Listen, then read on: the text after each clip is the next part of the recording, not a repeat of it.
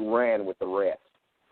But he went and he found a street musician, or somebody that used to be a former street musician, and they put it together. But it gets that feel. It's exactly the feel I wanted in the song, because one of the beautiful things about New Orleans, and especially back then when the ones who were really dedicated were still around, is that you can actually walk down the street and there will be street musicians sitting there with their hat out there in the middle of the sidewalk, where you throw money to them or not, and they'll play you songs. And I wanted that feeling, and I don't even think I ever told him that, but it was so beautiful the way that he took my words and put them to that music. It couldn't have got it don't get no better than that. It has a real New Orleans, Louisiana feel to it. And this guy Stuart Bogey is like where, in Chicago? New York, I think. The musician that he put on the job is he plays in the subways, or he did. That's how he cut his teeth. He grew up playing in the subways. He'd be sitting there at the subway line playing music like that. And, I couldn't believe it when David sent me that. I was like, that was just what I was looking for. It is a pretty groovy song. I like it. Okay. I really like the words are pretty unique, too. Yeah. We'll be talking more about that song later, but I guess I need to talk to David about that. Well, I can't believe he didn't. I asked him that question. He didn't answer me. But okay. But anyway, somebody else talk. What, you got them all muted, don't you? I have them all muted. Well, I mean, what do you want to do? Now, the film Invisible Girlfriend, right, is going to start on the film festivals next month. As a matter of fact, the first showing of it's going to be in the first weekend of February. The Magnolia State Film Festival, I think they call it. It's in Mississippi. Yeah. But after that, it tours, to try to get it in as many film festivals as possible. So I don't know where it's going. David would have to tell me. But then it'll probably do the Southern Circuit. Okay. And so after it goes to the film festivals, then it's going to be released? Yeah. Hopefully somebody will snap it up. So if somebody wants to see it for now, they're just going to have to go to the film festivals. I put a link up in the chat room on the YouTube.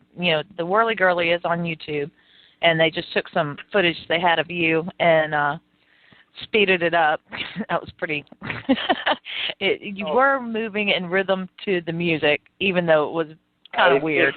If you search Whirly Girly on YouTube, you will find that video. But the thing about what I was doing in that video was I was describing to David how prophecy works.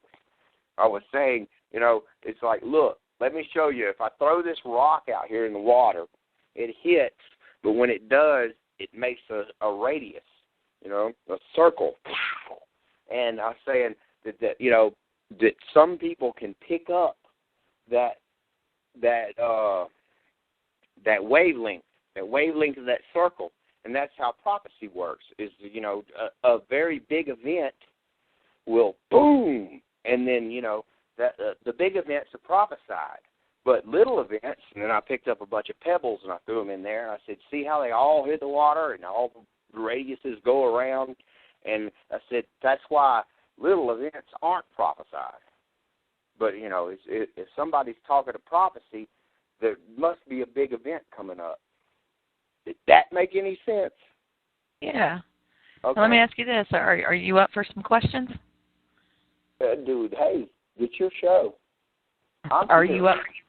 All right. We've got John from Memphis. John?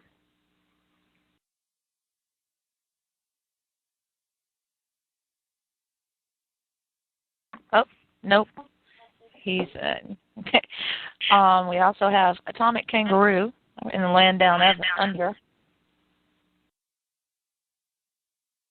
Maybe. All right. We'll go back to John. John?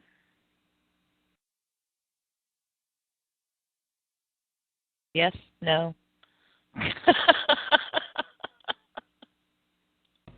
Okay, Oz, you're up. G'day all. Am I coming through? Oh, yes. Yeah. Well, I don't want to stand offence if, because a lot of this sort of stuff's all new to me, but I've got to ask Charlie, you know, it mustn't be easy, because honestly, there's got to be some people who look at you, and a lot of people sort of with spiritual beliefs as being crazy, and, you know, I was just wondering, how do you cope with that? You know, it must make life difficult for you at the best of times. Okay, I think I understood the question. You talk very fast there, but Oh yeah, I'm sorry, I do. That's all right. I think I got the general gist of the question. And as I mentioned earlier, way much earlier, the first I came in late. The first thing that I set out to do was, you know, my very first hypothesis in this was, step one, you're not crazy. Now, step two, figure out why you're not crazy. You know, it was like scientific proof, or not necessarily scientific proof. I guess what I mean was, yeah, because I heard that part of it. I'm just saying, do you find it something difficult to cope with, that people might look at you like that, or is it just sort of like water off a duck's back, that you don't really care that much what people think, sort of thing? As a matter of fact, I don't. I mean, I don't care. I mean, that's what I finally, the conclusion I made is that this is what's happening. This is my reality, and whether you believe it or not, I don't care. I'm not trying to sell you an invisible girlfriend, okay? Oh, yeah, I get that. I was just curious on how you deal with it, sort of thing, because like I said, well, not that I said yet, but, you know, listening to you talk, you sound like a very intelligent person, so I'm not saying or even think that you're crazy, because you don't sound that way. Well, could I make an example? Yeah, go for it. Well, what happened last night, as a matter of fact, I went to the bar and I sang karaoke because, I know, everybody hates me now. But what happened, so, you know, because I actually got to get out and have some fun, but I got to get to do the next to the last song. And the next to the last song I put up there was Spooky. What's that song?